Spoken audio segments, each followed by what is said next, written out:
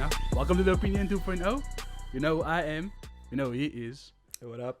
We are back from a different location. You know. So our guest today is a friend of mine. Not really a social media person, but we're gonna talk about him for a second. Firstly, thank you so much for the interactions on the last few episodes. Boosting quite nicely. We have some more haters. Is it? Yeah, we Some can. beef coming through. We should have a viral video on TikTok. Hey, yo. Famous. Hashtag. Yeah, right. So today with us we've got our good friend Zack. Thank you for having us into your home. Alhamdulillah, shukran. It's been a vibe. Fun, bro. So yeah, let's start with that. For the people at home, who are you? Where did you start? How's your journey been? And what's your upbringing like? You know, how old are you? You know, where did it all begin? So I'm going to start all the way down. Because Start, I know you where and were Zack. you born? I know you're exactly Italian. You know, right from the beginning. Let's start. That's it. What hospital? No, I'm joking. Nah, So, joke. yeah, interesting. Name's Zack Theron. Come from how can I say, a very mixed and diverse cultural bloodline. Okay. Okay. And when I say that, my mother is thoroughbred Italian. Yeah, one of those. Yeah, I one of even made you those. guys pasta, so Like- just Yeah. just to We're gonna confirm chow some that. pasta yes, after this. Yeah. Yes, Man's made 100%. authentic pasta Yeah. for us, guys. Ready. Like authentic. So yeah, mother's side completely Italian. My grandmother's from Sicily. Ooh. My grandfather's from Milano, Nice. and I support AC Milan. Really? Die hard fan, yeah. Nah, okay. Naturally. I was gonna ask now Yeah. between Inter and AC, which way do you swing? So Yeah. AC Milan, okay. No, big rivalry in the families. Hey, Is it? TV's broken. It's interesting stories. Yeah, really nah. interesting stories. So Do that you have was any a vibe. clips that we can No, share with no, us? no. On your Cameras all screen. broken, eh? So yeah, from my dad's side, originally from South Africa. Mhm. My mother was born in South Africa. Yeah, and basically the father's side is French, Okay. hence the surname Theron. Oh, okay. Yeah, and my grandmother from my dad's side Mhm. is half Scottish and Welsh. Oh, that's So Wow. it's intense. like a pavement So special you like a mixed nice fruit salad, mixed pot. Yeah, Yeah. mixed like- masala. You know, you know what I mean? Okay, so interesting. So did you grow up in South Africa full out? Yeah, 100%. Right. Born and raised in the severe center of South Africa. Alright. WELKOM in the Free State. WELKOM now Okay. WELKOM. Okay, right. Interesting story. There's a bit of an Afrikaans spice in there as well. Can't speak a word of Afrikaans, that's for sure. Ex jammer bas. Meneer my slaat nie bas. Do you want bluff? You know, Yeah, that's yeah. about it. No, my Afrikaans is terrible. So yeah, born and raised in WELKOM, the Free State. Okay. 18 years of my life, and went to St. Dominic's College. Okay. In the Free State. Funny story about the school I went to. So used to be CBC, Okay. Christian Brothers College, Yes. Okay. and St. Agnes was the female side. Okay. And okay, one yes. of the archbishops Yes. has just become archbishop, and he's from CBC. Wow. Interesting. So Yeah. that's and he's actually here in Cape Town. Vibe. Jeez. So yeah. Anyways, going back to WELKOM, very Mm. interesting. Mhm. Gold fields, absolutely beautiful. Yeah. Back then it was nice to Okay. grow up in that space. Close community from one point of the city to the other, or town I should say. Mm. Yeah. 5 minutes.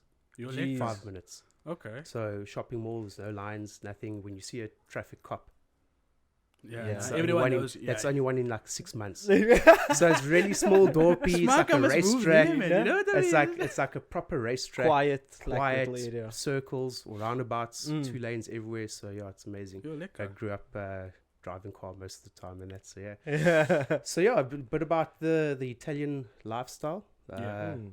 I can't speak Italian, but I can understand a bit of it. I was Okay. wondering about Yeah, that. yeah. So my Arabic's better. Okay. Alhamdulillah. Alhamdulillah. You know what I Yeah. mean? Yeah. So touching on that, so the reason why you obviously speak Arabic is not just because it's a language. You also obviously became Muslim, like myself. You were revert, right? So let's touch on that. You know, what was your upbringing in regards to religion, and what drove you to becoming a Muslim? Like, because I know what I did, and I'll get into that in a bit. But tell us about your journey in regards to Islam and Arabic in itself. So I can't speak Arabic. I have been going for a couple of classes and that, so I can identify the, Mm. I- Rein and the- Rein, you know what I yeah, mean, yeah. bro? It's a bit of You know? a throat test, eh? Yeah, 100%. you. So the Italian household, Roman Catholic, born and raised, went to church. Yeah. every Sunday. It was a Catholic school as well. So, you know, we brought up with strong core values and principles. Okay. And Yeah. I always believe that there's God. Yeah, Okay. Allah. That's it. Exactly. And anyways, matriculated, moved to Cape Town. At that stage, I was already seeking a bit of a difference. I knew there was something a little bit more in touch with our human souls. Yes. I would say like that.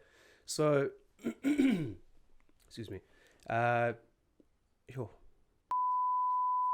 Edit that out. No worry, we got you. We won't edit that, but it's no, okay. that's staying in. Seriously, oh, damn it. We'll just freeze frame there on his face. So yeah, so you moved to Cape Loading Town. thing Yeah, on there. So yeah, I moved to Cape Town, and the only time I ever went to church was like on Sundays to get to weddings, baptisms, and all that stuff. yes. The events. So the whole start. So it's very interesting. My family all have Italian names.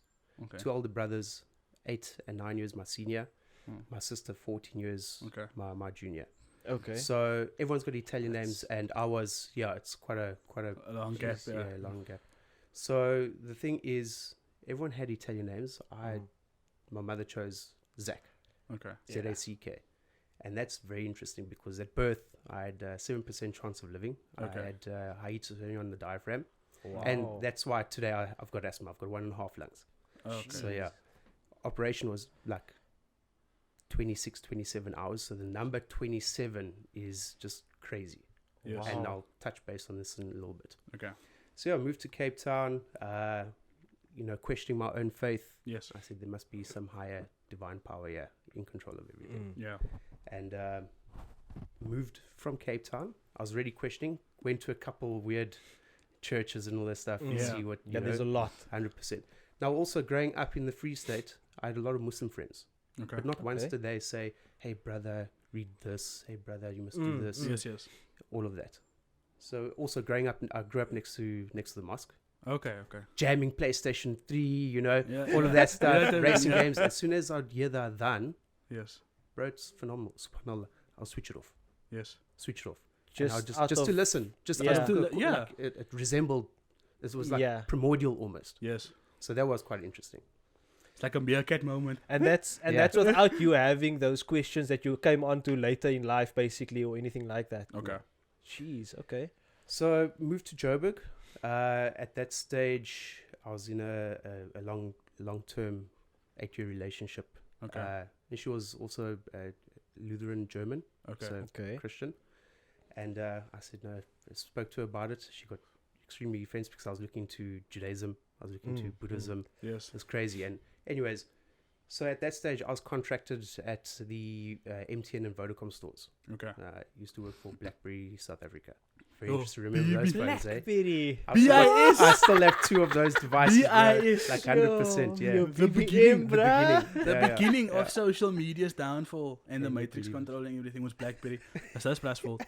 It's all about Yes, security. actually. You got to Yeah, cut it off, eh? You know what I mean? Yeah, yeah. Yes, yes. Okay, yeah. So you were working at BlackBerry, Vodacom, So, and MTN. I used to see this guy, Yes. Indian guy, Yeah. obviously. Not that you guys are new, I'm just saying, you know. Obviously. He's Yeah. Indian. Obviously, just And I see this guy disappearing, let's call it religiously, Okay. at a certain time of the day. And I'm thinking, hey, brother, where are you going? Where's the Enshi there? You know? Yeah. Pastor, he starts laughing. And this brother was a big contribution to guiding me to that stage. Okay. Because at that stage, I was already looking at something else. And I knew about Islam, but I just don't know why I didn't, think of it in the Yeah. first place. Yes. So he was actually going to mosque, MILAN Retail Mall. Okay. Yeah.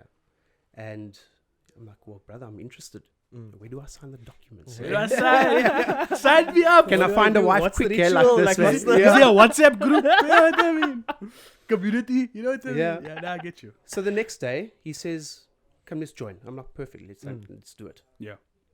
Get into. So the only time I ever been into a mosque was used to play at the mosque's soccer grounds Okay. back in the Free State, and went to the mosque. And you already must take shoes off. Yeah. I went to the wudu section to drink water, obviously, Yeah. and I never took anything of it. Anyways, so that next day we go to mosque, Yeah.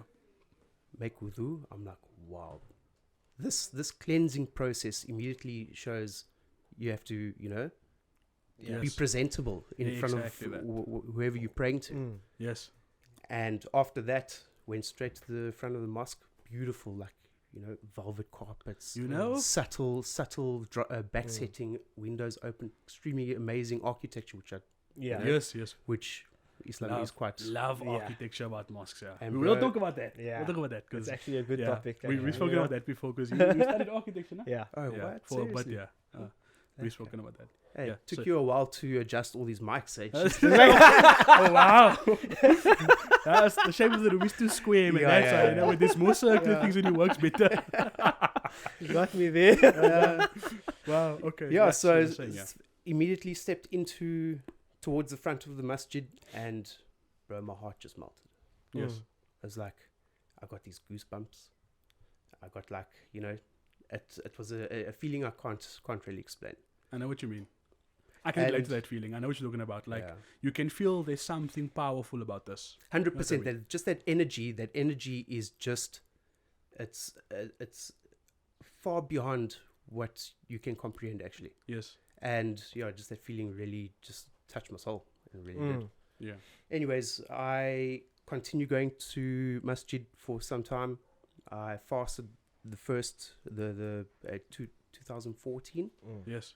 Didn't become Muslim, but I was going to mosque and that. And anyways, the second year, Yes. I had just broken up with my girlfriend. Okay.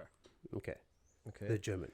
I was gonna The say, now, is long-term it, relationship. long yeah. if term I can relationship. pause you there, was it because of the journey you were on at the time? No, we basically just sort of grew apart. Okay. But it was just Allah's plan to initiate this That. final process. It was Yeah. the catalyst. Yo, the we've spoken catalyst, about that that's it. before as well, Yeah. yeah. Yeah. Okay. Yeah. Yeah. Nah, I get it. Okay. Yeah. And so yeah, 2015, I was fasting. All my Muslim brothers, all of them, Yeah, like all around the country that I know, they would, you know, enlighten me, brother. You have to do it. You have to do it. Now it's been a year, and anyways, it's the last 10 nights, possibly Laylatul Qadr. Yes. Yes. So there was this Turkish imam that came down, Okay. and which was invited by the owner of the masjid in Yeah. Menon Retail Park. Yes. And obviously, after Traweh, we'd have a gathering, Yes. Buba, Yeah, all that yeah, stuff. yeah. You eat properly. Especially because it was also Pro- winter. It was yeah. cold, bro. It was Mm. so cold. Proper. Yeah. Yeah. The proper diet. And this imam, so we got introduced, and this is Brother Zakaria. He's looking at Islam, you know. So this imam asks, "Hey, brother, you been going to mosque?" I'm like, "Yes." You've been mentioning your shahada basically with us, all of that. Mm. You fasting 100%. Who you fooling? Bah, you Muslim already like this. the next day, 100%, plain and simple. Old school, Already, yeah. I just You didn't will- come to terms with it to accept. Like, okay, Yeah. now I need to. Yes. The Yes. This yes. box- realization I have to wasn't real- there yet. Yeah. Wasn't there yet. Yes. And the next day, after Maghrib, Yes. took my shahada. Alhamdulillah. A year later, I realized it was the 27th of Ramadan. I became Muslim. Oh, the number 27. Bro, 27 rocks up in my life so often, and it's all ties back to where it all started. Where it Yeah, started. The that's it. 27-hour surgery. that's it. Everything. Da, The yo. day. Oh, that was, yeah, it's That's crazy. insane, That's, actually. yo, that's wild. An exclusive on the Yes. video 2.0. Man's got goosebumps, you know? I don't know if I'm getting cold or if it's the story, but I mean, there's goosebumps, which is rare for me. Yeah. To touch back Sure. on your story, right? So, my experience was, when I say I know the feeling you're talking about, I've experienced something similar, and I've told you this before, right? My journey to Islam was with the intention of destroying it. So, I was raised Christian, right? Yeah. My parents are still Christian, love them a lot. Mom, dad, shout out. My dad's a minister in the church, you know, my sister, my family's all very Christian, like New Apostolic, you know, the proper, like, apostolic, you know, church on a Sunday, church on a Wednesday, Tuesday's choir practice, those type of things, right? And I was involved in the church, but every time I would go to church, it just felt mundane. You know, I didn't feel enticed to be there. And then I left the church and I went to Hillsong Church, and I kind of joined that group of people, and I was on that journey, and I didn't feel comfortable with the way they would kind of control how you were to worship. For example, if you were to do something and say, no, that's wrong, but they wouldn't give you the substance as to why it was wrong. So they'd say it's wrong, but they wouldn't give you the correct way to do it. Just And because then they feel it's wrong. exactly, right? And then, and I'm not taking shots here at Hillsong Church, like you're all amazing people, still have good friends there. But and anyway, I ended up leaving. I was in an internship there. I was doing an internship there as well, and I left. And I went on this atheistic journey, seeking answers practically. And because I had the teachings of Christianity, I did the entire Bible, like Bible study. I knew the Bible cover to cover. I would start challenging Christians, like tough, and I would challenge my father, and I would challenge so many people, and I was very aggressive. And I was also quite angry. I was in the depths of depression, but like I looked for a reason to kind of question my own existence, because it didn't make sense. What I was going through was like normal to go through, trials and tribulations and so on. Like, so I questioned a lot of things, and then I ended up becoming an atheist. And then I was agnostic, right? Like there is a higher power, I just don't worship it. Dabbled a bit in the dark, with some satanic things. Yeah, just weird, but it was, not gonna mention where, but if you live in Pinelands, you'll know. I've actually heard they're on the main road. Yes, right. Dabbled in that, and and then eventually, a friend of mine said to me, "Look, you've challenged my religion, based on hate. Go read this." And he gave me two things. He gave me a Quran and Al Mufida. And I went home and I read this, and then I started listening to the recitations of the Quran to kind of understand the Arabic, tone. I was like, okay, why do they do it like this? Well, because you think that we sing it sounds like it sounds like singing. It sounds like singing and so on. And then I met my wife, and she was one of my friends. Like, right, we weren't dating or anything. We were just friends. And she was obviously Muslim, and she was in a classic Muslim household, You walk in, there's that massive rakams on the wall, and, Standard. The aunties, they make on a Sundays, the kusistas and the milk tart, it's just that type of culture. And I would ask questions to my mother-in-law and her husband, and the same with my wife's father and his wife, my father-in-law. But my questions were still out of hate. And I was like, a friend of mine told me to read this, and if you still have questions, and if this doesn't soften your heart, then you're far gone, bro. There's no saving you. Yeah. I said, fine. And then I still had this aggression, but then Yusra would always tell me, don't listen with your ears. Don't listen with your... Try feeling it, like embrace it. Yes, she said embrace it. Wholesomely. Yeah. Exactly, right? It's very different. And I stopped listening with my ears, and the thoughts became quiet. My mind became quiet. And I said to her, like, I feel this peace in my heart for the first time. And they said to me, listen, you say you're agnostic, so just speak to the Creator. We call it to us, little the us, supplications. Do that. And I just said, you know what? God, if you're out there, I'll never forget this. I said, God, if you're out there, just grant me ease in my life. Fast forward 3 years later, I marry Yusra. Crazy. And her name is Ease. Yusra means ease. Yeah. It comes out of Surah Al-Isra. You know what I mean? So, and I didn't realize it then. But then I'm like, wait, I married Yusra. But prior to now I'm going to backtrack, but prior to marrying Yusra, I started becoming softer. I heard the adhan, and I would do the same thing. I would stop. And then I obviously went to the mosque with my friend one Friday. I was still Tukharuk. I was still smoking that time. It was a Friday, and he said to me, just come with me. I'm It's like, quarter to nah. weekend, He's like, he still says, look, he says, come with me. Just come with me. And just keep my bike, man, because they're going to steal my bike if I park it outside the masjid. Because our masjid was now in a rough area, man. So I'm like, man, so I keep his bike. And he goes in, and now I'm watching him. He gets to the front of the masjid, he takes his shoes off. And I'm like, hey, bro, what are you doing? What are you doing? He's like, nah. He said, just watch my shoes, no? Yeah. Cool. You're the shoes, I'm my standing guy. in the parking lot at the masjid. I'm watching my friend. He goes in. Now you can, by that masjid, you can kind of see till by the section where they could do. So now I'm watching this, Brian. It's almost like he purposefully stood by that tap, so I could see what he was doing. Right? He goes in, comes out, was now after, and obviously was now I hear the proceedings, the adhan, I even hear the khutbah and everything. But I'm staying outside the masjid. He comes out, he's like, how are you feeling? So I'm like, listen, I'm sober now. He's like, what do you mean? I'm like, Brian, I smoked on our way. He's like, yeah. I was like, he's like, I'm sober now. He's like, so you heard attentively? I said, yeah, like I was very attentive. So he said, okay, cool, no problem. And we're walking home, and he's just telling me about what the story they were talking about. And it was about Surah Al-Inshirah, where obviously the Nabi Sallallahu Alaihi Wasallam was going through hardship and so on and so on. And he was explaining, like, with 2 times hardship comes ease. So that surah you know.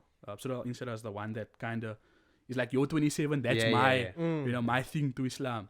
And my wife's name is Yusra, right? So, fine, 3 months go by. I'm not so angry anymore. I just feel at ease. I feel peace. And my friend tells me, listen here, it's Ramadan. Come around to me and come eat by me, you know. And I go to his family and we're chilling there and we just, you know, eating lekker cheese. And then his father says, listen, we're going to the mosque now for Tarawih. Come with. I'm like, I don't want to go in a mosque, man. He's like, nah, just come in. You don't have to pray with us. Just sit in the mosque. Come in this time and sit with us. I go in, I sit in that mosque and I feel that feeling. Like this presence of It's something. warm. You know, it's so Feels warm and it's like all the negativity gets drained out of your body. You know what I mean? And you know, I've come to realize, obviously, doing a lot of research, Yes. playlists of YouTube, you know, there's Yes. so much content out Yeah, there. Yeah. And just, it really, Islam brings that sense of going back to our primordial way Yes, of living. exactly that. Get back into the flow of the waves, the stars, the moon, the sun. Yeah. Just, there's that phi constant, Yes. Yeah. the golden it's just ratio. that everything. And it puts us in touch. yeah. Exactly. Like even when you put your head in Your head sajda, down. Yeah. you can feel, why is the blood now rushing to my head? Mm. You feel warm. It's releasing endorphins, positive endorphins. It's subhanallah, That's and it's crazy. been created. It's Yeah. crazy. Everything is supposed to work in unison that way. It's like that But- missing puzzle piece. Exactly. You know what yeah. I mean? So like for us as reverts, right? There was that missing piece, man. So back to the story just before I took my shahada that day. Now we leave the masjid, and the uncle says to me, "Are you okay?" I'm like, because I'm like pale. I'm like I'm like almost like I saw a ghost. And he's like, "Are you okay?" I'm like, "Nah." While listening to you recite, you know, it's like I understood what you were saying. I didn't speak Arabic. I didn't listen with my ears, but my ruh knew what was being Yeah, said, yeah, Mm. right? It's, But I didn't understand it back then. But it's like I said to him, I just felt like I knew what you're saying, and I feel better. I feel lighter. And then he was like, "Okay, do yourself a favor, just go home and think about it." I'm like, "Nah, I want to be Muslim." He's like, "Why?" So I said, "Nah, like," and mind you, I had stretches in at the time, septum piercing, you know, some tattoos and whatever. Some. Yeah, nah, I had Mans, all- I've seen your tattoos. I have a some. lot of tattoos, but I was a goth at the time. Also, like I had black eyeliner, all that shit, and I just felt like, nah, you know what, I want to do this, and it was like an instant switch. The next day, I woke up, like clockwork. My body just woke up before Fajr on its own. I didn't even set an alarm, and I phoned Yusra. I said, "Listen, I'm going to the mosque today." She's like, "Why?" So I said, "Nah, I want to be Muslim." She's like, "Okay, cool, no problem." subhanallah. Like just go talk to an imam or whatever. And then I found the local imam from that masjid there by us, and then he got me in touch with one of the other co-imams in the area that has a madrasa there, you know. And then after that I said, "Okay, cool, I'm gonna go." And I go to this guy and he says to me, "Listen, I know about you." I'm like, "What do you mean?" He's like, "I've heard from other people around your situation." And he said, "Remember one thing, you can take 10,000 steps away from Allah, but you take one to come back." And he comes running back here. And I'm like, "Yeah, okay." So he said, "So I want to leave you with that. You still want to do this?" Yeah. I'm like, "This is that step." That's it, yeah. Because my entire life up until this moment felt like there was a missing puzzle piece. It's like everything clicked in that moment. Bro, and it's funny with my side as well. So my family were never big drinkers ever, Yeah. Okay. first and foremost. Even throughout, like, okay, high school, you know, used to party it up. And A lot of things, yeah. Yeah, a lot of things in yeah. that. And after I matriculated, I stopped drinking. Yeah. There was a long stage to go back in gym, you know. Okay. So just naturally the body wasn't enjoying that way of life already. Yeah. And yeah, it's amazing that you go through these processes, but it's been predestined. Predestined. You know what Yeah. I And mean? it's those ways like in and motions. In Islam, into, it's believed that obviously whatever's written for you has been written for you. There's no Yes. way you can change it. You can do a million different things. You're Yeah. still going to be on the path you were set to be on. yeah, Exactly right? that. And like you guys are speaking about this feeling that you got when you entered the masjid and so on and so forth. Now, Yeah. for me, it's not the same, obviously, Oh, because it's I not- mean, it's I not, grew up going to mosque and so on. I didn't think anything of it, obviously, you know, Yeah. because it's just normal, right? For you guys, it's obviously something different, completely different to what you're used to. So it has an effect on you. yeah. For somebody like me who's grown up in Islam, it's very different because of the fact that it's a norm. So therefore, it's like you think of it like something that's kind of like mundane, or like it's just like part of Yeah. what you need to do. And that's what we were experiencing. That's what we were in your life. Yeah, I mean, I didn't even understand what the priest was saying. It's like, there's such a thing, this you know. old man. Can't And even- then but then you get to a Literally. point like in Islam as well, where it's like you come back to that of like it's actual, they call it like true iman. You taste your iman, Yeah, yeah. basically, where you Yeah. can actually taste iman. So it comes back to the fact of like where you actually get that feeling Yes. again when you go to mosque, and you can get that feeling every single time That's it. when you go to mosque. Like now it's like, for me, it's like go to mosque, you must go to mosque, you must go to mosque, you must go to mosque, you know, it's like normal. But then you can get to a point, and I've had it afterwards again, where it's actually like, I'm in mosque now, and it's like it almost brings tears to your eyes. It's like so intense, Yeah, but that, it's like that it doesn't happen all the time. Yeah. that tahajjud tears, man. Hashtag tahajjud tears. Talk to me. If you don't know about tahajjud tears, one day you will know. But yo, And that you'll actually be making dua. You'll be making dua, and then you just, and then huh? not You don't expecting. know What is that? the Like a waterworks baby. come. Yeah, Yeah, just like a baby. Yeah. It's crazy. So like the crazy thing about it is like if I sit back now and I think about it, no, I always tell my wife, my journey to Islam was so personal that it didn't feel like it was written. But now that I've been Muslim for almost 5 years, I understand the like you were saying, the tasting of the iman. You know, like you understand whatever happens. It's meant to be. Mhm. You know. Oh, I didn't charge my phone this morning. Something as that little, that Yeah, mundane. It was meant to be. Now you know what I what's quite interesting. So us becoming Muslim that time, mean? Yes.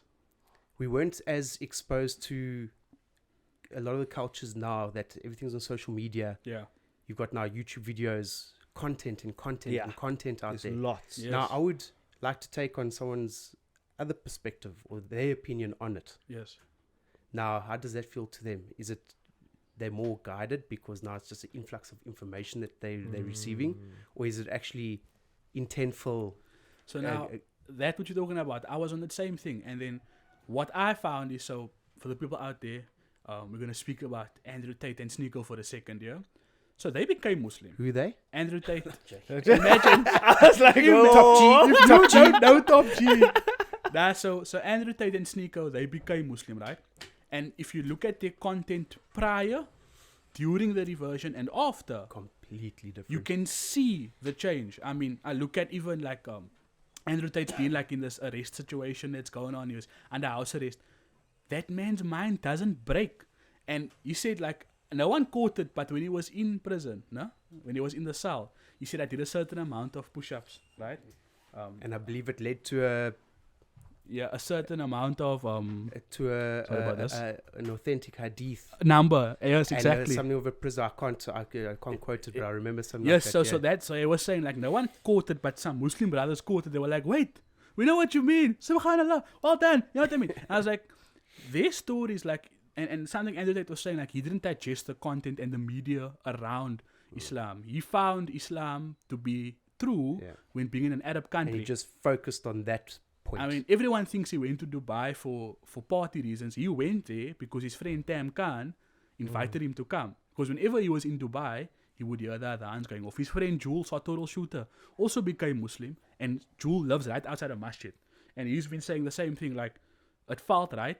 And he did his research on it, but he would hear the adhan and he would stop. Yeah. So they're saying, like, what they do is, and this is the advice Sneeko was talking about, I watched one of his streams, and he says, like, when he removed himself from the digital world, he found the truth about Islam. Sure. The digital world has a lot of bad things to say about Islam, you know? And I think that's to do with the Matrix, I guess. Yeah, I was going to you say know, now, because the the- Matrix controls the media. Exactly, so right? It's easy to blame a group of people that are so upright in what they believe. And Andrew Tate was saying that for years. Yeah. And most Muslims that even most reverts say the same thing. I chose Islam because it's the only religion that no matter what happens, they're very strict. It's black and white. It's black Yeah. and white. It's no grey And for me, areas. that There's makes no sense. grey areas. That makes sense because I mean, from a logical standpoint, if you're asking questions and there's no answers, you're gonna be like, huh? I'm a guy. I like to know it's 1 or 0. It's 1 or 0. Yeah, that's it. So Islam's like, this is why you do it. This is why we play like this because of that. Yeah. We play this And amount of it's times because all benefit for us. Yeah. that's how. You know, there's That's not like, okay, no, it's because we have to have faith. Islam's not really about faith majority. It's about practice. Yeah.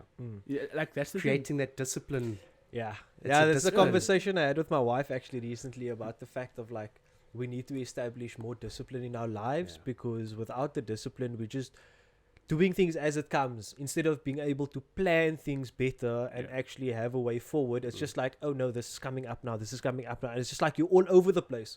Whereas with Islam, it teaches you to have that discipline and then you're like, okay, cool, Yeah.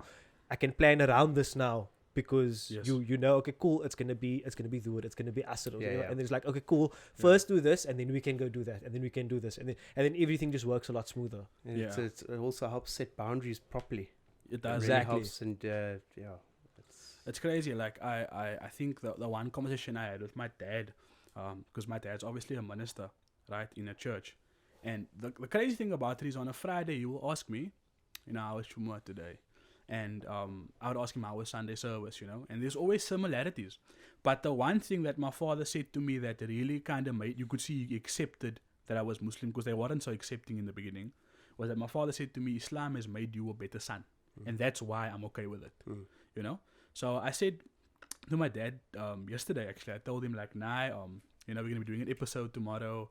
It's gonna be fun. So you just said, just say Bismillah before you do it. yeah. I'm like, this guy's like, upright, staunch You Christian. know, it's so funny with my family. My parents gave their full blessing. Like, Okay. you're old enough, you know what you're doing. Yes. You're You living know, your own life. You've always been like a pretty like humble person, Mm. and this is gonna make you better for yourself. Then 100% do it. Yeah. So my mother asked me questions from time to time. My uncle's like patriotic, Italian, staunch Italian. You can't Like- tell anything Like throw different. you with holy water type. Something like You know what I that. mean? Something like that. Domine Patri Spiritu And Sancti people. And it was a long stage that we actually didn't speak. Okay. And when we did, it ended up being an argument or Okay. a fight, like a proper fight, and like we passionate, extremely Yes. passionate, Yes. and it would be crazy. Same uncle that used to break TVs with With the the soccer, on soccer, yeah. Okay. But and it's up until recent he's seen my behavior compared to when it was, and especially to my brothers. Yes. You can see there's a difference in the way you in carry characters yourself. and all that stuff, and how you carry yourself. Yes. So now my uncle started every time he said, "Hey, inshallah, Hey. inshallah, Bismillah, you're gonna become Muslim, dear. inshallah." Yeah, Yeah. that's cool, man. And I think like this conversation could last for hours. Yeah, So actually. yeah, let's We divert. digress. Yeah, we digress. We digress. As per usual, know? we digress. The architecture thing. Let's just talk about that before we move to the next topic. So remember we were having a conversation about the architecture of how spiritual places were meant to extract certain things. Yes. Have you noticed how a mosque is Always built has in a it. circular shape and has a dome? Always has a dome. Most mosques, if not all of them, has Acoustics. domes. Hey, no, It's not not acoustics. So, There we go. Your mind's about to be blown. okay. so if you look at it, churches as well, they all have a point. They Yeah. all come to a point, right? Where the power Most is and most stuff, holy or spiritual sites have buildings which have points and domes, etc. Right? Reason for that is because the energy gathered within that place is then transmitted and it's pulled up through the dome and through and that's why the design of all mosques and so on all have that design as well, because of the fact of the energy that's moved around. So any single building that you're in has a purpose and a function, Even down to the architecture. down to That's the amazing, architecture and all of those things, the geometry of like the patterns that you see in Islam as well. There's certain meaning behind that as well, where obviously, like for example, like everything, like I was saying earlier, like everything is meant to work in unison. Yeah. That geometry comes into play with that as well. So yeah, so I was I don't know, we had a longer conversation about Yeah, it, but there it were other was- topics with it. But it's just a matter of like, if you look at it and like, that's why you would feel like, for example, if you go to Tarawih, for example, you spend a lot of time there, you're making salah, it's it's like your 20 rakahs and so on, and you feel tired And, afterwards. when you come Your home You energy's feel been- drained because and it's you pulled hungry, all- hungry. Like, how do you eat when you come home from mosque on a Friday? Yeah. No, I don't. So I'm on the road all the time. So Okay, and but- I work till You'll see one day. I'll notice this, right? When I come home from mosque on a Friday, you already knows it's a big meal. Even if I ate before It's I like a went. Sunday lunch. Yes, Usually exactly. on a Friday in a 100%, Muslim yeah. household, there That's- is quite a lunch after Juma on a Friday. Yo, like I would come home from mosque and then I'll be like, yo, I'm like exhausted, and she'll be like, okay, cool, eat this, and then it's little things, man. Like, you know, like the soup. She'll say, okay, drink the soup first because the soup tends to revitalize. Yeah. Same when Yeah. you fast. That's the first thing I go for is soup. When I break my fast, it's a date and water, soup.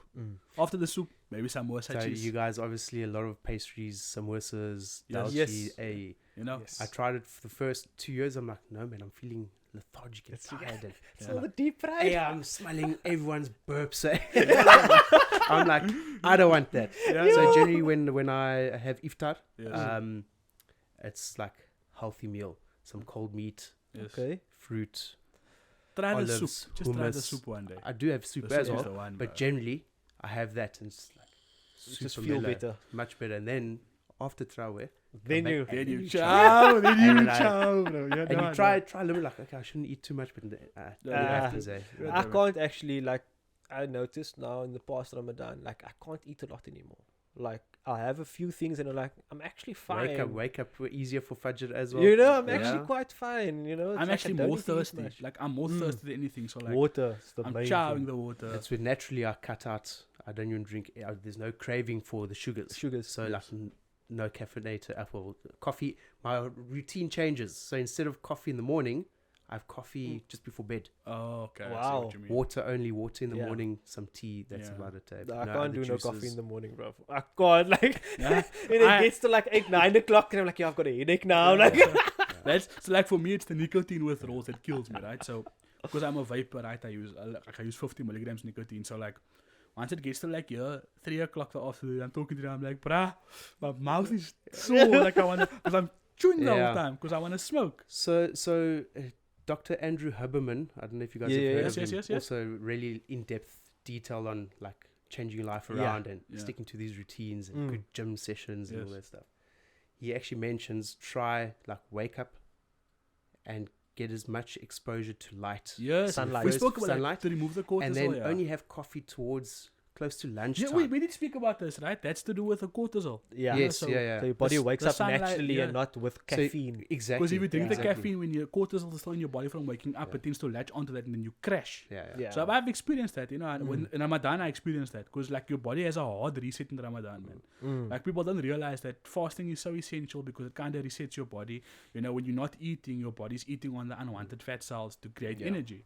You know, so you feel lethargic in the beginning, but by day 7, then you're like, hey, I feel good. Yeah. Yeah. That Mid- first 5 days. Midweek 2, you know, Yes, in the bro. middle of week 2, then it's like, okay, yeah, I can do this for another year. It's fine. 100%. And there's just immense amount of energy that comes out, and Yes. there's so much more time in the day. Yeah, It's because you're not spending your time making you something to eat and then Yeah, sitting and eating and all Yeah. of that. It's Yeah. like cut out all of that and just focus on what's necessary. That's it. Exactly that.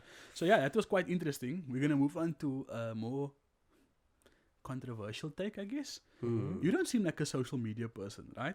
I see you all the time on Safia social media. Shout out Safia. You Yo, flaked yo, on yo. us. Reflect on us. You owe us big You time. know, flaked. But I see you on ours all the time. But I don't see you have your own. So like, what's your take on social media? Like, you know, and also like we Ah. didn't get your age. Like where you on the calendar? So 33, Okay, yeah. 1989. Right, cool. Same age group, same generation. Why am I always the youngest? 91. You're the 91, yeah. Yeah, there's also I'm always the youngest around here. See, all my Yeah, friends, well. old people are older because I'm smart. I'm old here. Yeah. Keep telling yourself that. Sorry, uncle. Sorry, Butamin. So yeah, so TikTok and social media is something that Don't not have it really- At all. at all. So up to about 7 years ago, the interesting story after my divorce, Okay. I decided let's cut away from the world Okay. and just naturally, refocus Mm. all of that. And I had signed out Facebook, LinkedIn, Instagram at that time. Mm. I just stuck to obviously messaging, obviously YouTube. Yeah. It's a premium only. Excuse Premium me, only. whoa. Yeah. Yeah. I don't And- big.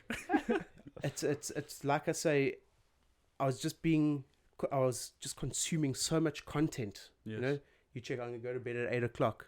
Hey, yeah, comes 12, 1 o'clock. And I'm you're still sleeping. sitting on your phone. Yeah, Yeah. still sitting with your phone. So I decided, no, this can't Mm. continue like this. Okay. So up until recently, I have, because I think LinkedIn is a good network to be on, Yes. more in a business aspect. Yeah. Yeah. Gets you in contact with so many people. And there's just so much information of where you can actually go to your next job or anything of Yeah. that sort. Yes. And so I've started utilizing that a little bit. But Facebook, no TikTok. I Yeah. don't mean it's Can see we it's from a similar consumed. generation. Yeah, I also yeah. put everything Yeah. aside. Like, yeah, you Like- know. like I said last week, I will take full accountability for Generation Z because I'm from it. It's my fault. Blame me. Put the blame on me. There's a song of Prime Circle that goes, "Blame it on me." Go listen to it. But yeah, look, I with social media, my journey is quite strange, right? He wasn't a social media guy. I Still mean, not really. not but really I'm at here, all. you know. Yeah, we're here. We We're here out now. here. We I out think here it just now. depends what you really want to focus on. yeah. Are you going to use it as benefit in a maybe more Or is it just to go and self-development, Yeah. or just to waste your bloody time aimlessly? So now and mine is scroll, shifting. scroll. My focus has shifted onto the podcast, obviously, right? Because prior to the podcast, I was attacked by the Matrix. So prior to that, I was very much yeah, gunshots. Yeah, if you watched before, you'll know. So I had a TikTok account, and I had this podcast is called the Opinion 2.0, right? Because 2.0 is like version 2, but also two guys with opinions. 2.0 out here. Now you know. Now you That's the know. first time. Yeah. So, for example, I had a podcast called The Opinion. It was just an audio pod. I was on Spotify, YouTube Music, Google Podcasts, and I even got to monetize it, right? And then with last week's guest, or the week before's guest with Vicky, we spoke about how he was cancel cultured, attacked by the Matrix, so to say. And in a similar time, that happened to me.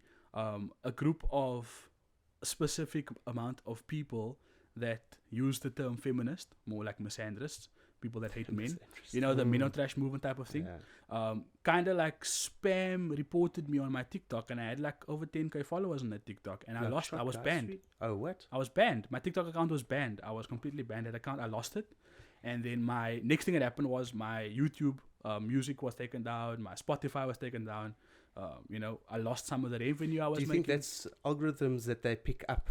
Yeah, so for example, how it works is, if the four of us were to spam report one account, they will then give a restriction. But if 10 of us were to report the same thing, or report the account for multiple other things, the company, because of their fair trade usage policy and so on, and terms and conditions, it flags it in the system, and then they ban the account. And sometimes it's a permanent ban, sometimes it's a temporary ban. So mine was permanent, unfortunately, and just like that, I was losing everything. And then that kind of like put me into a space where I told my wife, like, yo, like, I don't want to make music anymore. I don't want to be online anymore. Like, fuck it. I just deleted everything. And then I still had my Instagram, but I lost like majority of my followers because I was banned, and someone like made a very bad video about me on social media, saying that I was this misogynistic person and I abused my wife, apparently, all this shit, And then I was like, okay, cool. I told my wife, listen, I'm done with social media. And I quit. Threw the podcast in the bin. And then I thought, okay, you know what? Let me not give up and quit. I don't want to be a quitter, so I'm just going to take a sabbatical. 3 months later, I decided, okay, I'm going to go with the audio, take the audio away, and I'm going to make a visual podcast. Spoke to my friend over here. Spoke to our other friend over there. And then we went to the trash and we picked everything out. he's a pick me up. He picked me up. He put my pieces. He's the glue. We always call Yaas in the glue. He puts things back together. So we kind of put things back together, and we started speaking about, the podcast. And then one day we just bought our equipment. We came with a camera, we filmed it, and then we posted it. Didn't really particularly blow up, but we did get a lot of support, recently, because we've got now 12 episodes out, 13 episodes out, and we've continued to film every week because it's become more of an outlet for us. Yeah. Anything else. If it blows up, it blows up. Press the like button. Yeah, If if it doesn't, like and subscribe. I'd like to do this all the time and not do anything else. But and I think that's why my social media used to be more personal. I used to make skits, marriage comedy, because I was young, married young. I had 2 kids young, 23, 24 in a few months. And I was making those type of skits, and I made a video where I can't even remember what it was about, but it was a voiceover I was doing. And I think that time I was doing social media for me, and now I'm doing social media for the podcast. So you know what I find quite interesting is that back then, growing up, we'd all be like a close-knit community. yes. No one had cell phones back then. Yeah. Hey, if you don't want to answer the phone, leave the telephone off the hook. You know what I mean? Yeah. So then we were bombarded with all this information, cell phones. It took us away from one another. And I think maybe this is a good point. Now you're having this podcast. Yeah. We're chatting. You're actually speaking to someone. Speaking to And someone. I forgot there's cameras here now. You're actually, and I think that's also like, it's something that I think is very lost amongst the current generation. Everything is online. Yeah. Doesn't matter what somebody tells you in person, it's more about what you saw online. And everybody goes by what they see online nowadays. And I don't think that's right. Personally, I feel like it's misleading, because I can decide now, I don't like you, and then I just post something about it, but I'm sitting right next to him and we chilled and everything's fine. But everybody's going to believe now I don't like him because I just said so on whatever platform. Don't you like me? We'll get into that offline. Yeah, no. I've started noticing also the khutbahs generally lately. It's all about social media, ChatGPT, artificial intelligence. Yes. How are we going to drive it to let it benefit us? Yes. I think if we focus on the wrong aspects, it's going to be problematic. Yeah, look, obviously. the negative narrative around social media is something that I would focus on when I was doing it for myself. But now, as someone who, like, we just blew up on TikTok, we had a viral video, our first one. Shout out! TikTok, Vicky, man. We're out here. Thanks, Vicky. We appreciate it. Hearts. I've aligned my focus to the more positive narrative. You know, what can we achieve with this podcast? Because our title is just the Opinion 2.0, two guys sharing opinions. You know, we talk about things that may be controversial, it may not be controversial, but ultimately lately we've just been talking to each other. You know, forgetting about the cameras. If you watch our first 10 to 11 episodes, you will see how we've evolved into conversation with each other, and now with guests this season. I guess like every episode is just like better. Exactly that. Because we started focusing on the positive. Like in the beginning, I was like, oh, we're going to get copyrighted. Oh, what if we get reported? What if we get dislikes? And now I'm just like... Yeah, you were very worried about that. You know, I was. I can remember that actually. You were in like panics. Yes. Like, yo, but what if this happened? the What if that Matrix happened? screwed I you was like, over bro, subconsciously. like, yeah. Who hurt you? you know, the pain in my heart. You know, yes. So now I'm just like, okay, if we film, we film. If we don't, we don't. But at the end of the day, now we have an audience. You know, we want to keep you happy at home there, Sinja. So before we get carried away, you know, it's been 47 minutes already. Actually. Interesting. Let's touch on, there's a question I wanted to ask you, right? And that question goes like this. I'm just trying to remember it. You know, loading, buffering, put that sign in your email. No, okay, thanks. Yeah, that's just, man. So the last 3.5 years, there was a pandemic. Obviously, we were all locked in, you know. COVID was a thing, right? And so on and so on. Fine, fair. If there was anything that you could change in the last 3 years, what would that be? Wouldn't be my choice if I could, you know. I actually, during COVID, really found myself. Okay. And I wouldn't change anything during that stage. Okay. I was completely like stoksiel alien. Hey, there we go. That's my other Afrikaans saying. Hey, yo, yeah, I was gonna say now that was spot on there. Yes. So I stayed in Hout Bay during COVID hard lockdown. It was amazing. Round the corner from Chapman's Peak. I was with my dog, Chase, this white pit bull, bull terrier, terrier, and we became companions. Okay. And during that stage, I was obviously, alhamdulillah, I was still working. Thanks to the COVID fund, ended up earning some more money, staying at home. Lekker. You know. Shout out to SARS. Coming through Yeah, once in a blue moon. Like. And I just generally just focused on graft. I started doing a little bit of research, did like a nice horticultural, you know, setup, gardening, all of that. Okay. So making us realize, let's be more primitive again. Going back to that. Living life simply. And it was amazing. You know, you get home at a certain time, hard lockdown, you must be home. You know what I mean? Yeah, curfew. So I didn't quite abide by the rules. So Chase and myself would go running at night. Because during the day he was a mannequin where you just like attack dogs and all this stuff. Yeah. So 63,000 rands vet bills. Wow. Yeah, crazy. You must see the invoice, the vet invoice. It's like line item. Jeez. Yeah, Man was a charge you menace. Yeah, you do get medical aid for dogs, I've heard. Yeah, you heard insurance and medical aid and I all heard of that after. now. My sister actually, she's got four dogs, 2 German Shepherds and 2 Dachshunds. And the German Shepherds are insurance, and the Dachshunds are medical aid, right? Yeah. But they were explaining You because need to, yeah. my brother-in-law studied zoology, so he kind of has an understanding of like the veterinary things and how they charge and so on. So it is crazy. 63K is a lot for. 3K, bro. I mean, 63K. humans are about like 90K for Yeah. 3 days You in know? hospital, but for I mean, I hate dogs. I love dogs more than anything, Yeah. but I kind of steer away from them now because my daughters have allergies. Yeah, yeah. You know, to Yeah. dogs, not to cats. You know, Yeah. but I guess it's because my wife probably made dua for that because she hates dogs. You know, but hey, you know, we move with the Yeah. time. So yeah, you were saying, so you guys were out and about at night. So and yeah, I was, and it was an amazing time, just a refocus, Mm. and still during because I was able to leave back onto the road on level 4. What was Yes. it? Level Mm. 4, where Level you 4, could yes. go because of the essential services, yes, and there was something airy about it, traveling on the highway and everything's It's quiet. nobody on the road. yeah, No one on the road, eh?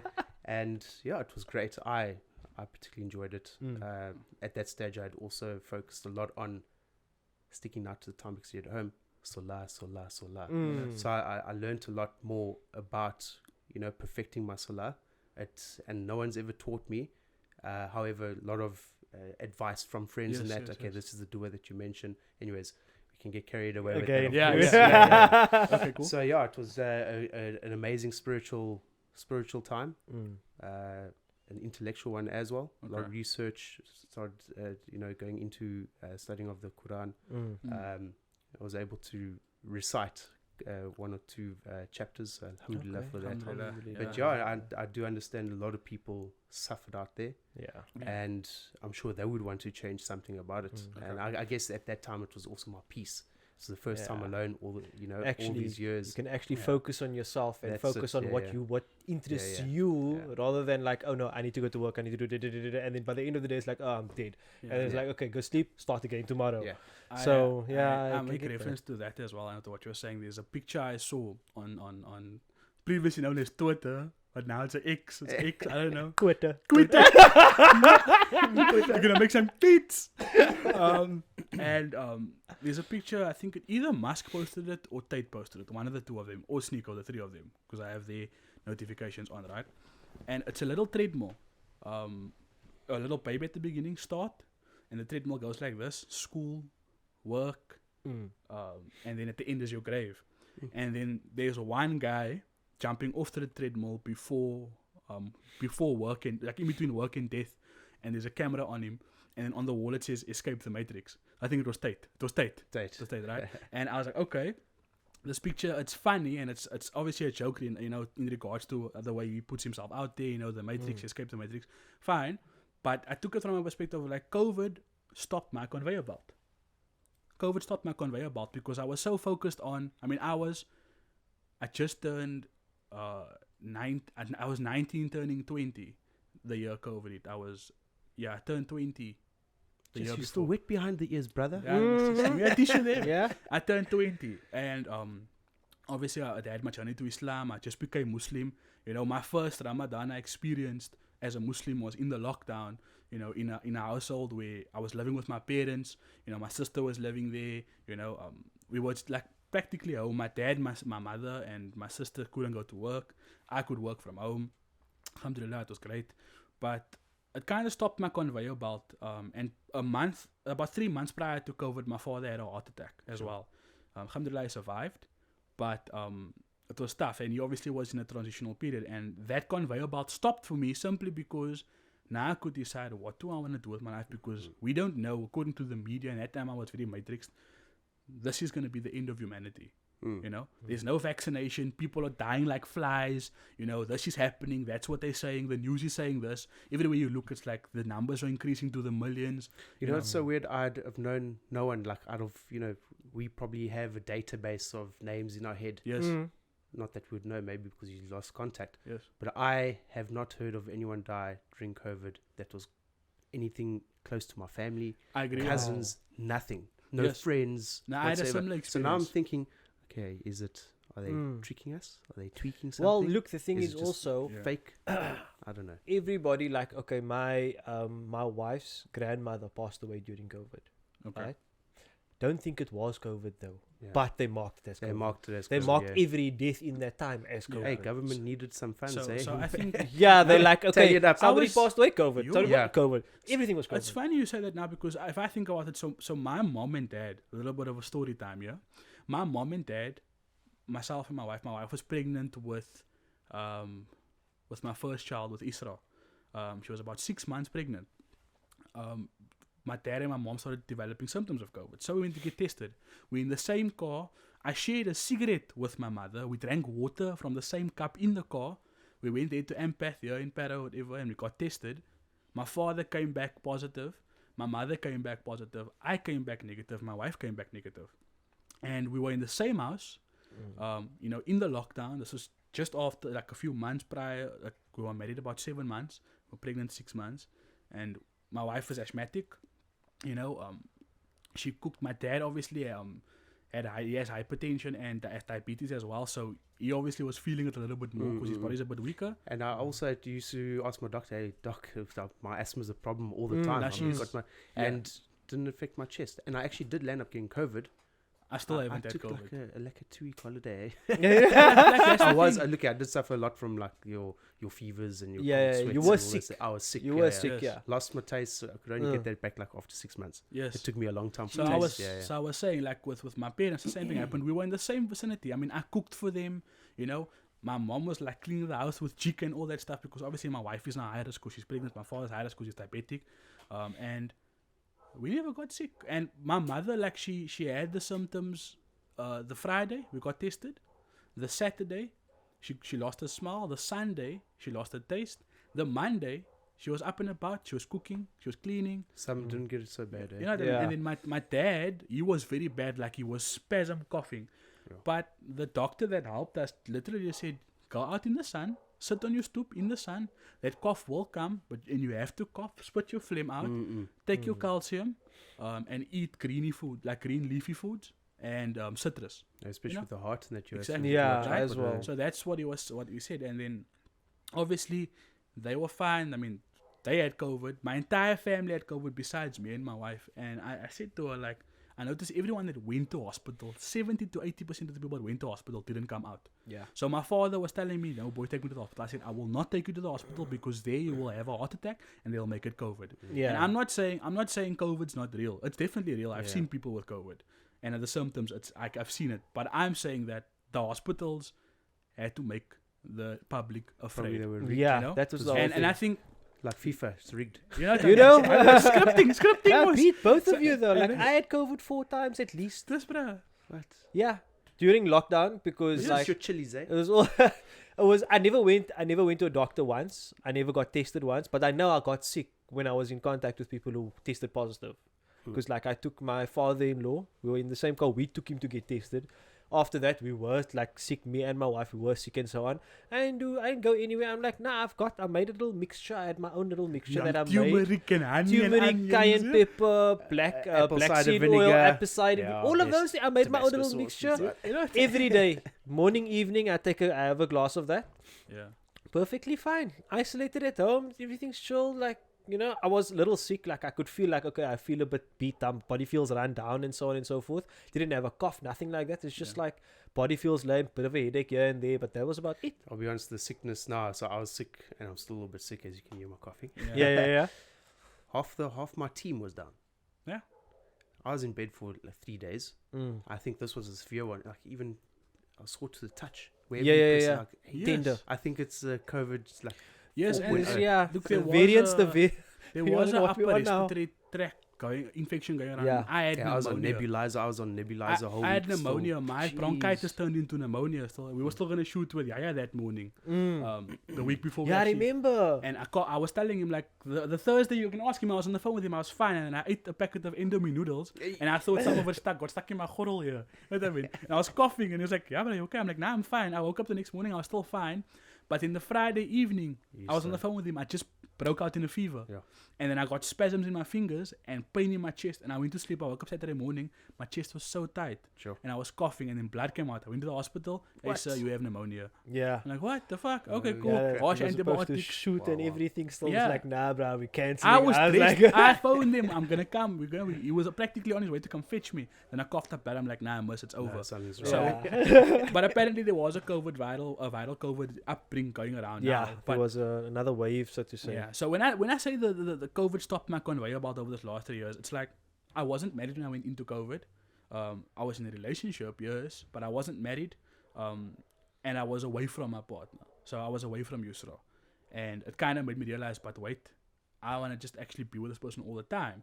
And then she just said to me, look, remember I made a joke with you in December about getting married? I'm like, yeah. She's like, why don't we do it? I went through to my father-in-law. That was in April 2020. COVID hit March. The hard lockdown just Yeah. ended level 4. It was still level 5. I went through, slipped through the cracks, got through to my father-in-law. I almost got arrested. I Yeah. was driving at 2:00 in the morning. Yeah, that was a close one. Yeah, Cheap as let's well. go. I get to my father-in-law, I greet him, I said, listen here, I want to marry your daughter. He's like, what's the reason? I said, nah, I love your daughter, and like, I just want to marry her, man. Like, we've been now in a Oh, so haram. We've been in a sweet. haram relationship now. We've been in a haram relationship for about 3 months. Mm. It doesn't feel right. It feels Yeah. like there's no blessing in this, and it's pointless. I don't want to spend time away from her if I feel like I want to be with her. So can I marry her? He's like, yeah, sure, no problem. That was April. Our wedding was supposed to be in October 2020. I went then from there to my mother-in-law's house. She said, okay, you guys are getting married. We're going to plan the wedding. It's in lockdown, so we're going to have to make it hostilities, Yeah. undercover. Yeah. Can't have people gathering and whatever. Mm. I said, okay, fine, no problem. I get back to my house, my wife home, she's like, listen here, I'm tired. Let's just get married next month. And it was in Ramadan, actually, when we spoke about it. Then I literally went through for Eid a week before my wedding. And then my father-in-law came to now give salams there by the house. And he was like, listen, you're getting married on Sunday the 31st, eh? I'm like, of May? He's like, yes. Inshallah, you're getting married. I'm like, Let's cool. do it. I got married Yeah. the 31st of May. 3 months, a month into the marriage, my wife tells me I didn't get my period. I'm like, oh, Yeah. cool, fine. Hook, line, and sinker, eh? Yeah. Got you by Fine. ball and Done chain now, now. yeah. Got you by ball and chain now. No, we found out we're having our first child. Great, we're excited. We moved back in with my parents, vibes, whatever. Because obviously COVID, she lost her job. Fine, moved back in with my parents because we didn't know what the fuck we're having a light. How do you do this shit? We need experience. Yo, Get back. stress, eh? Yeah, then, Yo, right? it's a Move back whole in there. We have our Still first learning. baby. Fast forward to the following year, it's Ramadan again. We have my mother-in-law. We're staying there for about 2 weeks of Ramadan. We decided we're gonna go stay there with our baby. Right, fine. We're staying there. My mother-in-law says to me, "Listen here, spend some intimate time with your wife. Give Isra here. Go spend some time with your wife." 9 months later, my second daughter was born. Thanks, Yeah. Ma. Yeah. Shout out. It's on you. Thanks, Ma. Yeah. And then, long story short, I think that's where the treadmill stopped because then I had my kids, 23, 2 kids, married, and I realized this is something that I wouldn't have done if COVID did it. Yeah. Mm. Because COVID made me feel the world was ending.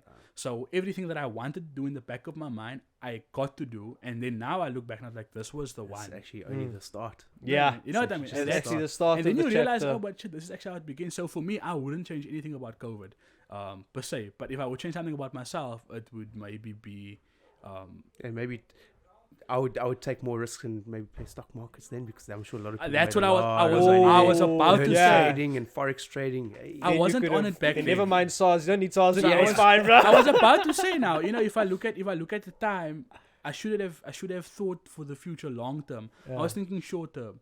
And I think that's the one thing I would change if I could, because I mean, hindsight is perfect. Hindsight is always perfect. But if I could change one thing, it would have been to buy stocks in Pfizer. Because as much as the Jeez, vaccine, No, that's now what- look like this. That's So at the time, just before COVID started, Pfizer stocks were like in the beginning, Pfizer was cheap. Even month 1, 2, 3 of COVID, Pfizer was cheap, but it was like flipping $5 for one. And when the vaccine started getting pushed, even though it wasn't properly tested and all those things, you can check the news now for facts. It's actually true. The share price. The share price, hey, that's okay. The Don't come share here, price, so man. keep time, They bro. got my front teeth quickly. The share price. The share price of Pfizer actually. I'm getting tired, man. Seriously. So the share price of Pfizer, like the stocks went up from $5 to $38. Yes, imagine. And then to $150. $150. I know someone that bought Pfizer stocks at the beginning of COVID. And by year 2 of COVID, when the second vaccine was being pushed, there's the booster shots. That prime made from a 2,000 rand, he made a 700,000 rand ex-tax, Lekker. excluding tax. Lekker. Sure. And he paid his bond finish. Yeah, He paid his bond Why finish. He sold not? his stuff. He paid his bond finish, and now he's living, and he's just literally living off his salary. And I mean, that's the dream. So if there was one thing I would change, it's that. Is there something you would change before we, conclude? I kind of miss that time. Mm. I wouldn't change anything really. I think I'd be more risky to make more risky decisions in that time, because I mean, for the bulk of that time I was chilling because I live in like a complex, so there's a lot of our neighbors, and so even though we were locked down, yeah, they know who they are. Shout out. So even though it was locked down, we all could chill with each other. So I wasn't alone in that time. Yeah, the community. Yeah. So we still had, it's like about four units. So it's about 4 units of people that were there the whole time. Hello, bye. And I'm quite, and I'm actually quite close with the neighbor right next door to me, right? Because we know each other from like high school days as well. Just so happens that we ended up moving in next to each other. Sure. So almost every day we're outside braaiing, bruh. It's like, that's how we spent our days. Like, what are we going to do? There's nothing to do. Braai. Like, and I also had a permit to be on the road. So I could go, if I wanted to go somewhere, I could just go and it's fine because I had you have that, your dom pass. Yeah. Because they catch you at your dom pass, it's over for you. So I had my dom pass, I could go where I wanted to go, and it was just like, cool, I'm going to get some meat by the shop and get, right, we have a braai. Every single day, it's like, I could have done more that time, but I do miss it because of the fact that it was nice to be at home and to... Super chill. But it was nice Yeah, to see away from that's people, relaxing, man. Like, relax. I sleep most of the time. Well, like, I think that the cool part about it is the fact that I got to reset, man. Like that treadmill stopped, and yes, I was still working, but being able to just walk out of my room and be like, "Yo, mommy, nah." Because prior to COVID, it was I started work at 11. I would get up at 8, catch the 9 o'clock bus to town. I'd get to town at about 10, have breakfast 5 days a week, and when I was working overtime 6 days, that constant mundane. You know what I mean? And in that time, you're so like, I have to do this. So fun, And in COVID, it became from I have to do this to I get to do this. Yeah. Because now I'm seeing, okay, my wife is stuck at home, my mother-in-law is stuck at home, everyone is just segregated. My parents are stuck at home, my sister's stuck at home. There was no normality about that, according to the way I was programmed over the last prior to COVID 19 years. You know what I mean? So now I have a better bond with my family. I have a better bond with my daughters, my wife, because I was in a space, and now I want that back. Yeah. And now I want that back. Not the COVID. Create your own COVID, eh? Yeah. And I think also with load shedding is also, for me, it's also like, it's like a switch off. Everything, yeah. It's like a switch Everything off. just gets quieter when it's load shedding. Yeah. All of a sudden, it's like, even like, it's just like you can hear pin drops, like load shedding at night, and it's like everything is just so quiet. The And there was frequency, no- the vibration from the electricity, everything's away now. Everything's gone. It's gone. Yeah. Yes. You can I think. mean, Yeah, even yeah. like You can with- think a little bit. during COVID, like I was saying, there was no real crime really either. And I don't know if you noticed how the wildlife, I mean, you said Chapman Speak, right? The Correct. wildlife came back. It's like the Amazing. earth took back what we've Yeah. been taking from it. Skies roads were got- bluer, Yes. everything. There was less More pollution. birds. I used to hear True. more birds. There Hey, was, the in squirrels the was a harbors, problem. there was flipping dolphins and shit swimming into the harbors at the waterfront. Yeah, Know what I mean? imagine what they must have been thinking. Where the fuck is everyone? Where- Yeah. You know what I What's mean? going on? Hey, my This is sound nice. was working. I'm a whale today. I'm not gonna beach here because there's no people here. So my sound was working properly. So it's almost like it was a reset. It's almost like if you look back at it now, it's like COVID kind of reset The world. the world, man. And I mean, if you look at it now, the world is starting to now slowly re-corrupt again. But I think that COVID was, as much as they wanted it to be part of the matrix, it kind of cracked the matrix for some people. I think that's my opinion. Yeah. On that note, this is going to be our longest episode. Oh no. Lol. It's going longer than Tricky's one. So I have a question for you. there we go. This was on my mind from when he told me, like, look, we're going to speak to this dude. I was like, okay, Oh, I know cool. what you're going with this. Yeah, obviously. Oh, yeah. Because Must I start sweating? No. It touches into your authenticity as an Italian. I made pasta in the week. Okay. Right. There we go. And because I knew I was going to speak to you today, I was like, I actually want to ask you, like, what is the correct way to make pasta? Like the actual way. Is this Like, how- yes, that way. From your mother and your grandmother and your from Sicily. What is the Cook with correct passion. way to You make put the it- pasta? Cook with passion. You're putting it into your own body. Give it love. So I mean, like Really the is. actual process. No. I So want the to know. process- Like, So I learnt a great amount of my culinary skills, I would Yeah, say. yeah. So I love cooking. I will cook. If I had a naturally, wife, it's a. I was like, don't worry, I'll cook. You Mm. know what I mean? So I cook every single day, or at least every single day. So I learnt a lot of the ingredients, very plain and authentic to the Italian heritage. And so today I just made a Napolitana, a slightly arrabbiata, which is like a bit of chili. Okay. It's not too I don't much. know. You can always I don't know what that means exactly. like- What's subtitles here, Emo? Thanks. Emo, can you spell that? So the key ingredient is proper olive oil, garlic, the tin of tomatoes, and the passata. This is two complete different tastes. Okay. It's like pointless making a pasta. You're gonna put cheddar cheese on top. Use Parmigiano Okay. Okay. or pecorino, which is goat's cheese, like a cheese. type of Yeah, parmesan yeah. as well. For the people at home, Parmigiano is Parmesan. Yeah. Yeah. I've always said Parmigiano. In layman's but, terms, you know, it's Parmesan. Wait, is it? How do you say? Is it Gouda, Gouda, or Gouda? Gouda. I don't know. Gouda. It's Gouda. Okay, Yeah, Gouda. Gouda. Okay, I've Gouda. been saying it right my whole life. Yes! Even me. So, and also it comes down to, so I generally start off with olive oil, Okay. basil, Mhm.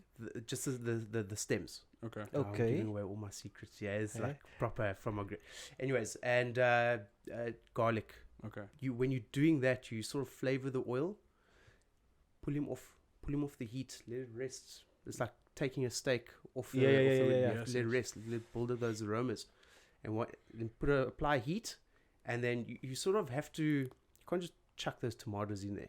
You have to Mhm. get the balance between. I don't put any salt in, so the salt will come from the pasta while boiling the pasta. Okay. Oh yeah. Okay. Okay. Yeah. The more salt in the pasta, the better. And I'll actually show you now when I boil the pasta. It's going to take about 10-15 minutes. Okay. That salt is heaped like this in In the boiling palm. water. Mm. So that's where your flavor also comes, is mostly from the pasta. And Oh, please wow. don't give me a fatties and monies that I will slap you. Don't give me fatties and monies. Okay. That rather than granny that- belongs in the kitchen, Okay. not in the cupboard. Okay. Yeah. So, yeah, and it's just like building those flavors. There's so many different types of pasta I can make, and there is a certain process. But the authentic way of actually making a pasta is the quicker. It must be quick. So Okay. it's like flash frying everything, or flash, sauteing all your ingredients. But generally Napolitanas, bolognese, you want the longer you cook it, the acidity out of the tomatoes come out. Okay. And that's where you get the more rounded flavors, the, flavor, sweetness oh. out of it. Pro So, tips. Yeah. Because So, pasta is my favorite thing. I mean, so my grandfather, he was a seaman. Wouldn't we all? Yeah. My grandfather, rest his soul. He traveled to Italy. It was many years ago. My father was still my father was tiny, and he was in Turin, and he learned how to make tagliatelle that side. Yeah, And amazing. and different pasta dishes. Like in Cape Town, we just do the normal spaghetti bolognese, macaroni and cheese. Yeah. But that's not the way I learned to make pasta. I learned the true essence of Italian pasta, but I never learned all the things, because obviously, as things broken telephone, as the generations pass, because You tagliatelle add an is like our influence thing. of now it's like mix of Yeah. Malay, Throw mix some of this in, India, throw some some of of this, You yeah. understand? Yeah. You understand? So when I spoke to my wife about the pasta, because she's not really a pasta fan per se, she's only learning to love pasta now.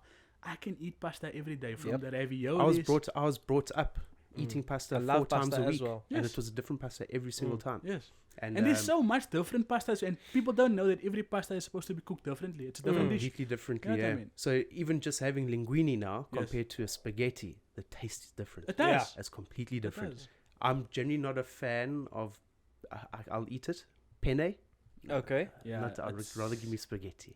Easy. Rather give me spaghetti. Yeah, so the my grandfather thin used is to tough, take yeah. the thinnest spaghetti, like a spaghetti number 2 or number 3. Yes. It's like a thin strand.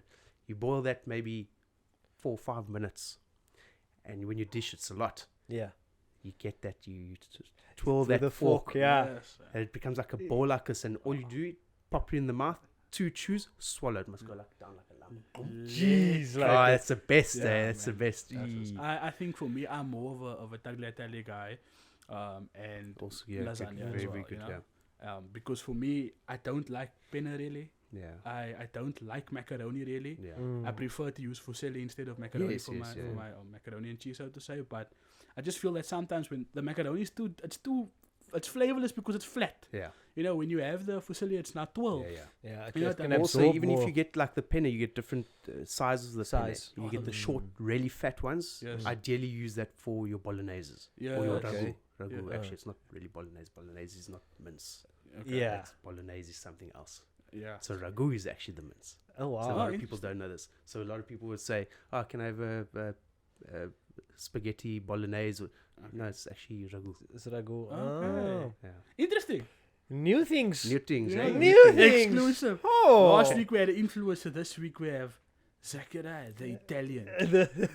They can't speak Italian. So funny story. Went to Italy. I've been to Italy twice. Okay. And just staying there for it was the summer holidays. Okay. Siesta. Hey, Most okay. fun amazing time. times. Yeah.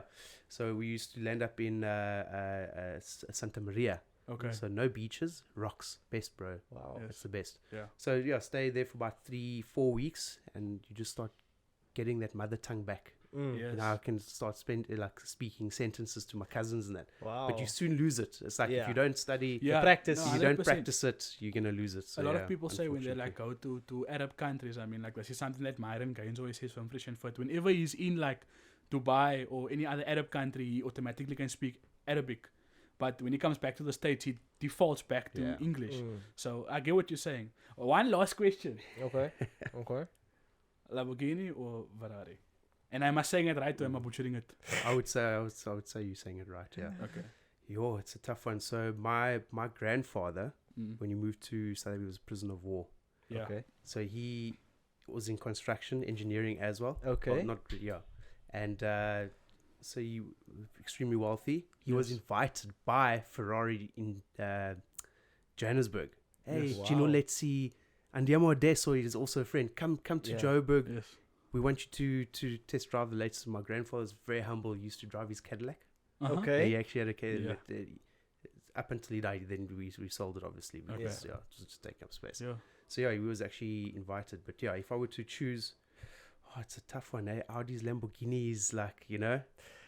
those mean- gearboxes, the motors. You've got the German, the Yeah. German quality there. Yes. Hey, you can't fault the Italians and the Ferrari either. So it's tough. It's tough. If I had a choice, I'll take the most expensive one. yeah, I was gonna say, some limited edition, Yeah. fastback, or La Ferrari, you know what I mean? yeah. But I think, like for me, the reason why I swing more to Lamborghini is because of the German engineering. Mm. Because Germans don't break.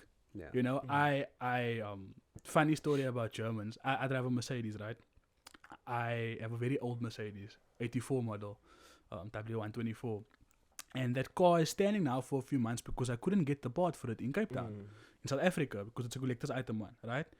But the guy that I got it from, the agent in Germany that I got it from, told me that once you put this part in, that car will drive for another 15 years. Yeah, it's great. Right? Tanks. And Mm. if you look at like That's what the Arabs drive it, eh? exactly the Exactly. Arabs yeah, and the that's true. Albanians all Yeah, drive those type 100%, of cars, like, and they built. It's not built for regions. Yeah. It's built Lamborghini's built for outside of Italy. Mm. Whereas Ferrari drives the best in Italy because of the way the roads are built, the Yeah. way the car is structured. That's why you can't drive certain Ferraris in Dubai, Yeah. because the engines blow. They Yeah. blow top gaskets because it's not made for the heat. Yeah. Yeah. Majority of millionaires in Dubai and in Saudi Arabia, in the UAE, in all the Arab countries, they drive Lamborghinis. Yeah. Because it's German engineering, it's Yeah. made for cold and hot. Sure. So that's my thing, right? And also, I don't like the relationship, according to the movies, between Ferrari and Lamborghini. The way the Lamborghini came about. Yeah. And it was like, It's an old track. you know the what I mean? story. You know what I Yeah, mean? I yeah, mean, yeah. the Ferrari guy was like, huh, do you know who I am? I'm Enzo. You don't waste me. Yeah. Like, you don't waste I me. would- My uncle's name's Enzo. Oh, okay. Vincenzo. Really? Vincenzo, yeah. Wow. Okay, so yeah, but I would go look. Personally, I would go Ferrari simply for aesthetic. Yeah. I just like the way a Ferrari looks, Yeah, and it's- like it the does stand design and the out. style, There's and you know. passion. There's That's the passion thing, is and like, love yeah, that's put into it. I will go for red, that purely for that because look, The red. if you're gonna come on in a Lamborghini or you're gonna come on in a Ferrari, you're gonna get the same kind of reaction in any case. Yeah. Exactly. But Only I do think through- that look a Ferrari looks a bit better. Yeah. It does. I mean, and that's like a Ferrari's not a car I will drive often. If I'm like at home and I had a array of supercars, and then when I'm big inshallah, I mean.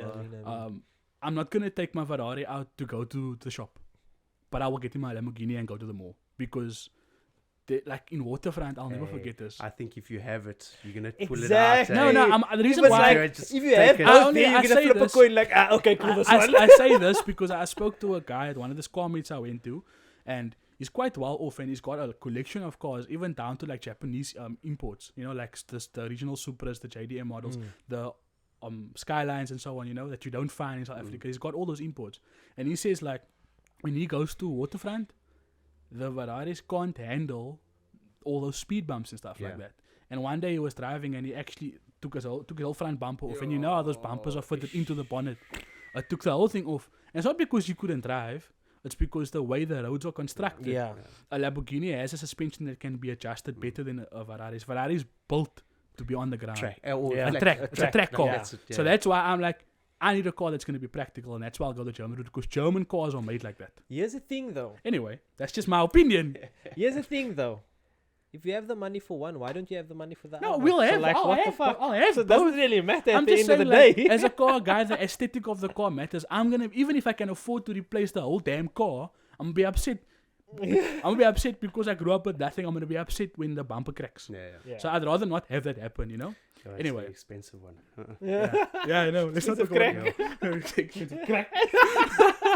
So yeah, look, yeah, this is definitely our longest episode. So you got work to do, been Mr. fun. Producer. That's been great, fun. Zach. Shot so much for allowing us to come into your home and Tough one. Telling know, us your you know, story, my telling guy. us your Yo, story. it's Yeah. actually, it's a very Pasta's interesting calling story. me, man. She You're just- Okay, we can make it now. We Oh, can no, make we're it now. excited.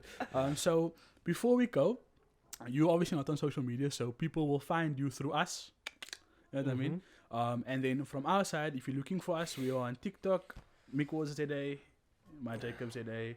The same old, same You know, old. follow us on TikTok. You know, we have a WhatsApp number now. If you want to chat to us, you want to ask us anything, you want to come on the show, there's a WhatsApp number you can reach out to. You know. Yeah, I was gonna say. No, You just no. don't want to do shit. We have an email address as well, the opinion 2.0 podcast@gmail.com. You can reach out to us on that. And then the last thing is like the video, subscribe to the channel, and turn on the notification bell. Nice one, Emo. Yeah, he was very pedantic about that. So, from myself, Miki, my co-host Yaas, and our guest Zach, we will see you next week. Safe. Assalamu alaikum wa rahmatullahi wa ta'ala wa barakatuh. Boom.